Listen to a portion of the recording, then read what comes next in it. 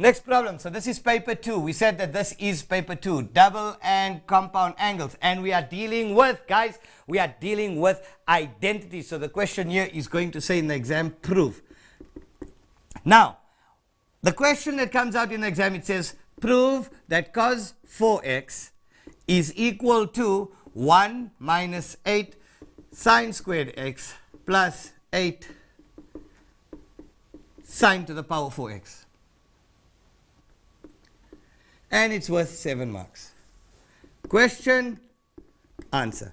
There are two ways in which this question I've come across. In fact, I had a workshop this weekend. We saw exactly the same question that was posed in a different way. And the way that this question was posed was write cos 2x in terms of sine for 7 marks.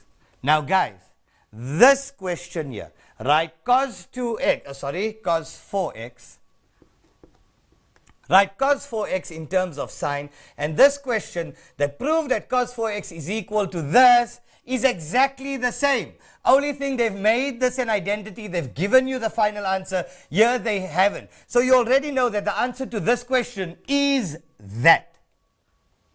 Okay? So now, let's start with this one. Like I said, it's exactly the same question.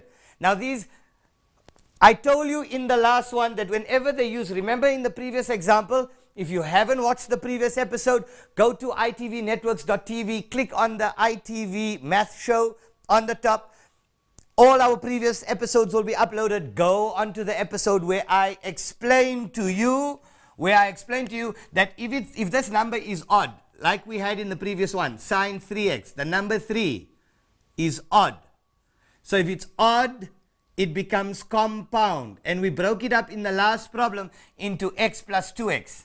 X plus 2x. Because 1x plus 2x will give me 3x. So if it's an odd number, we break it up into compound. If it's an even number, guys, if that is an even number, we break it up into double. Now pay attention, this is very, very, very crucial. These are concepts that will be applied throughout trigonometry for grade 12. Pay attention. Let's start, left-hand side. Now, we always ask ourselves, which is the complex side? Is the left-hand side the complex side, or is the right-hand side the complex side? Look at this. Our right-hand side here is in its simplest form. There's absolutely nothing that can be done with the right-hand side. But look at the left-hand side, cos 4x. That's our complex side. The one that contains our double angle or our compound angle. That is your complex side. So let's start, cos 4x. And we're going to make it into double. So this is cos 2 times 2x. Now pay attention. Cos 2 times 2x. That's our double angle. So what is our reference angle? Our reference angle is 2x.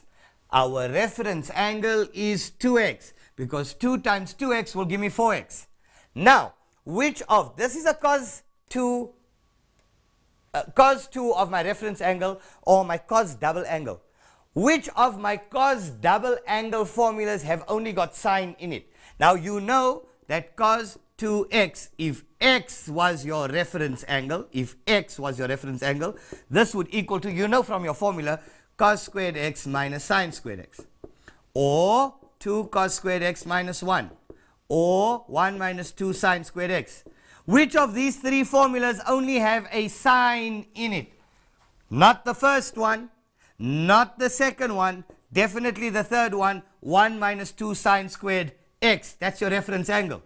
So cos 2x is 1 minus 2 sine squared. What's my reference angle? In this case was x. In this case it's 2x. There we go.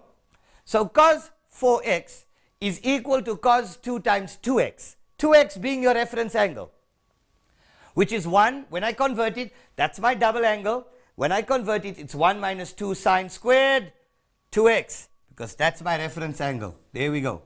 Copy and paste. Now, 1 minus 2 sine squared 2x, we need to expand. So this will become 1 minus 2 sine 2x. We write it like this, sine 2x squared. Don't forget the square.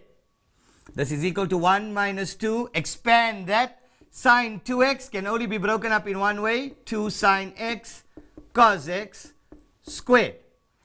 1 minus 2. 2 squared. 4 sine squared x cos squared x.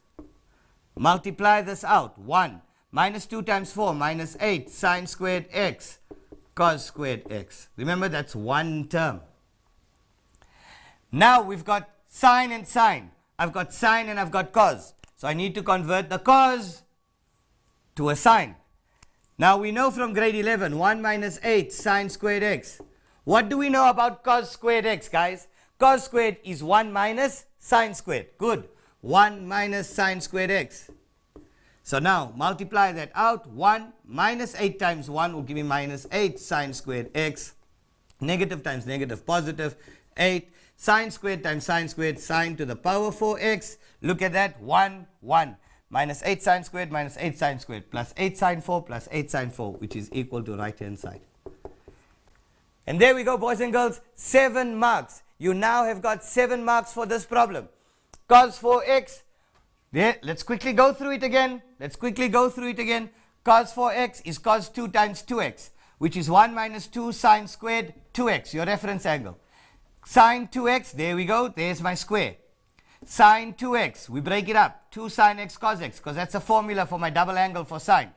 Now, remove the brackets. 2 squared, 4. Sine squared x, cos squared x. Multiply it out. Minus 2 times 4 minus 8 sine squared x, cos squared x.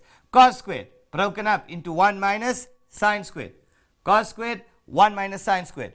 Multiply it out, I get my right hand side. And there we go, boys and girls. This is an exam question.